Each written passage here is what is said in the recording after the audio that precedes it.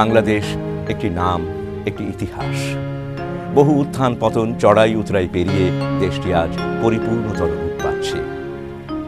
পরিপূর্ণতার এই ছবিটির পেছনে লুকিয়ে আছে ইতিহাসের এক সুদীর্ঘ কালক্রম। আজকের এই বাংলাদেশকে বুঝতে হলে আমাদের দৃষ্টিপাত করতে হবে ইতিহাসের সেই কালক্রমের দিকে। আজ যে আমরা মুক্ত স্বাধীন একটি দেশের নাগরিক হিসেবে বিশ্বের দরবারে মাথা উঁচু করে দাঁড়াতে পারছি, কিভাবে তা সম্ভব হলো? কি করে তৎকালীন পাকিস্তানি সামরিক জান্তার নিগড় ভেঙে এক রক্তক্ষয়ী যুদ্ধের মাধ্যমে স্বাধীন বাংলাদেশের অভ্যুদয় ঘটল?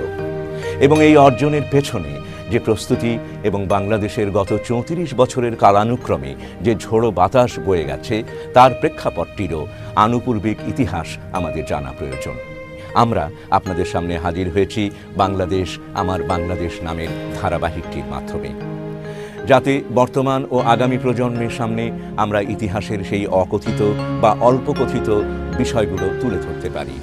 স্বাধীনতা যুদ্ধপূর্ব বাংলাদেশে অর্থাৎ তৎকালীন পূর্ব পাকিস্তানে একটি সাধারণ নির্বাচন হয়েছিল 1970 সালে। 70-এর সেই নির্বাচনটি ছিল পাকিস্তানের রাজনৈতিক ইতিহাসে একটি অত্যন্ত গুরুত্বপূর্ণ ঘটনা। কারণ এই নির্বাচনকে কেন্দ্র করে উদ্ভূত পরিস্থিতির কারণেই পাকিস্তান ভেঙে দুটুকরো হয়ে যায়। 70-এর সেই নির্বাচনে আওয়ামী লীগ পূর্ব পাকিস্তানে নিরঙ্কুশ সংখ্যাগরিষ্ঠতা লাভ করে। সামরিক গোয়েন্দাদের রিপোর্ট ছিল আওয়ামী লীগ 120টি আসন পেতে পারে। এই তথ্যের ভিত্তিতে তারা ভেবেছিল যে পাকিস্তানের রাজনৈতিক দলগুলোর পরস্পরের মধ্যে তীব্র কলহ সৃষ্টি করে প্রকৃত অর্থে সামরিক শাসকই দেশ পরিচালনা করে যাবে। কিন্তু নির্বাচনের রায়ে তাদের সমস্ত পরিকল্পনা ভেস্তে যায়। পাকিস্তানি সামরিক বাহিনী তখন এক গভীর ষড়যন্ত্রে লিপ্ত হয়। অবশ্যই কথা মানতেই হবে যে সামরিক বাহিনীর এই ষড়যন্ত্রের খেলা ছিল পাকিস্তানি রাজনীতির ললাট লিখন। আর সেটা বুঝতে পেরেই ভাসানী 70-এর নির্বাচন বর্জন করেন এবং স্লোগান তোলেন, ভোটের বাক্সে লাথি মারো, বাংলাদেশ স্বাধীন করো।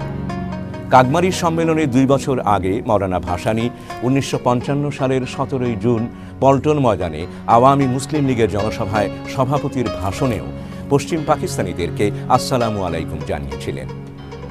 কাগমারিতে দ্বিতীয়বার জোরের সঙ্গে বিষয়টি উল্লেখ করাতে বেশ হইচই পড়ে যায়।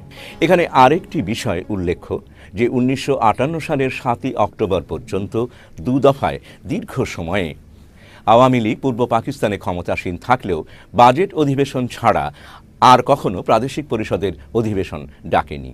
আওয়ামী লীগ আহুত শেষ অধিবেশন অনুষ্ঠিত হয় 1958 সালের 23 সেপ্টেম্বর। সেই অধিবেশনেই ডেপুটি স্পিকার শাহেদ আলীকে চেয়ার দিয়ে পিটিয়ে মারা হয় এবং এই হত্যার ঘটনাটিকে কারণ দেখিয়েই 1958 সালের 7 অক্টোবর সামরিক আইন জারি করা হয়। পরোক্ষভাবে আওয়ামী লীগ পাকিস্তানে সামরিক শাসন জারির কারণ হয়ে দাঁড়ায়। এই স্বায়ত্তশাসনের দাবির ব্যাপারে মৌলানা ভাসানী ছিলেন এক নিরলস সংগ্রামী। শুধু কাগমারিতেই নয়, 1947 সালে যখন মহাত্মা গান্ধী এবং মোহাম্মদ আলী জিন্নাহর নেতৃত্বে ব্রিটিশ বিরোধী লড়াইয়ের মাধ্যমে ভারত বিভক্ত হয়ে পাকিস্তানের জন্ম হয়, সেই স্বাধীন পাকিস্তানের জন্মলগ্নেই ভাসানী যখন 1949 সালের 23 জুন বিশ্ববিদ্যালয়ের সংগ্রামী ছাত্রদের নিয়ে পূর্ব বাংলা আওয়ামী মুসলিম লীগ গঠন করেন, যার সাধারণ সম্পাদক ছিলেন শামসুল হক এবং যুগ্ম সম্পাদক ছিলেন শেখ মুজিবুর রহমান ও খন্দকার মুশতাক আহমেদ।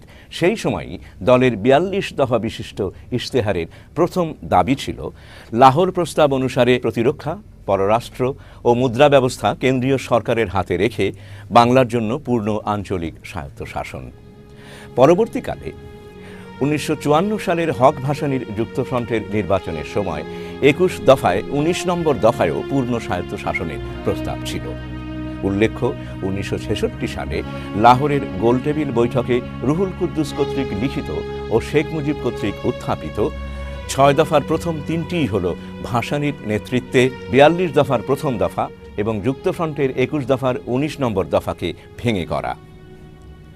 1966 সালের 23 মার্চ পায়োনিয়ার প্রেস থেকে মুদ্রিত ও শেখ মুজিব কর্তৃক রচিত হয় 6 দফা কর্মসূচি। আমাদের বাঁচার অধিকার নামক পুস্তিকাতেও বলা হয় লাহোর প্রস্তাব অনুযায়ী পূর্ব বাংলার স্বায়ত্তশাসন দিতে হবে।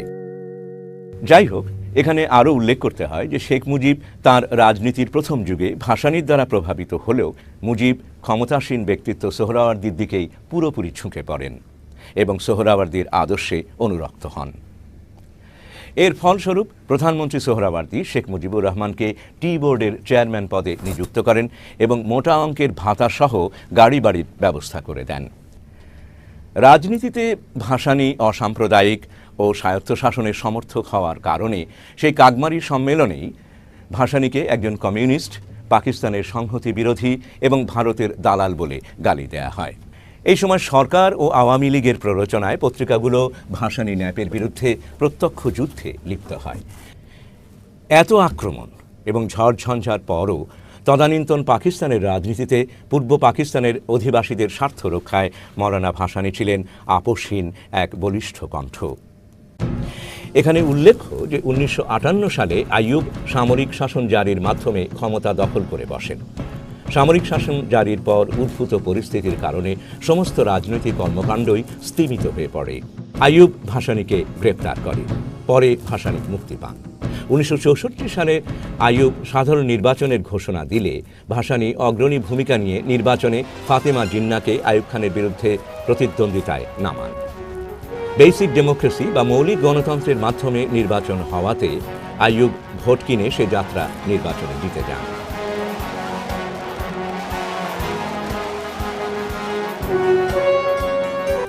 এরপর রাজনৈতিক দলগুলোর প্রস্তুতি নিতে একটু সময় লাগলেও 1966 সালে লাহোরে সর্বদলীয়ভাবে গোলটেবিল বৈঠক ডাকা হয়। গোলটেবিল বৈঠকেই শেখ মুজিব 6 দফা উত্থাপনের চেষ্টা করেন।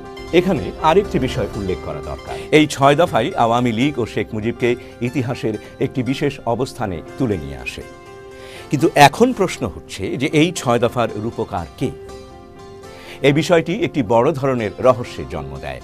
কারণ 1966 সালের 5 ফেব্রুয়ারি লাহোরে উত্থাপিত হওয়ার আগ পর্যন্ত ঘুণাক্ষরেও কেউই এই 6 দফা সম্পর্কে কিছুই জানতে পারেনি। এমনকি তার সাথে সমন্বয়কারী হিসেবে যারা লাহোর গিয়েছিল কেউই 6 দফার বিষয়ে কিছুই জানতেন না। হঠাৎই শেখ মুজিব 6 দফা উত্থাপন করেন। ফলে আওয়ামী লীগ নেতারা তো বটেই, এমনকি অন্যান্য দলের নেতারাও বিস্মিত হয়ে পড়েন। নিখিল পাকিস্তান আওয়ামী লীগের প্রেসিডেন্ট নওয়াবজাদা নাসরুল্লাহ খান শেখ মুজিব কর্তৃক 6 দফা উত্থাপনে যুগপৎ বিব্রত ও বিস্মিত হন। কারণ বিষয়টি প্রেসিডেন্ট হিসেবে তার তো নয়ই, অন্য কারুরই জানা ছিল না। এতে উভয় পাকিস্তানের আওয়ামী লীগে ভাঙনের সূত্রপাত ঘটে। পরবর্তীতে নাসরুল্লাহ খান আওয়ামী লীগ থেকে পদত্যাগ করে নতুন দল গঠন করেন। 6 দফার বিষয়টি এখানেই ক্ষান্ত হওয়ার কথা, অন্তত সাময়িকভাবে হলেও। কিন্তু তা না ঘটে বিষয়টি রাজনৈতিক অঙ্গনকে আরও উত্তপ্ত করে তোলে। আজ ইতিহাস সাক্ষ্য দেবে এই 6 দফার প্রকৃত রূপকার ছিল, অবিশ্বাস্য হলেও সত্য, তৎকালীন পাকিস্তানের president field marshal Mohammad Ayub খান।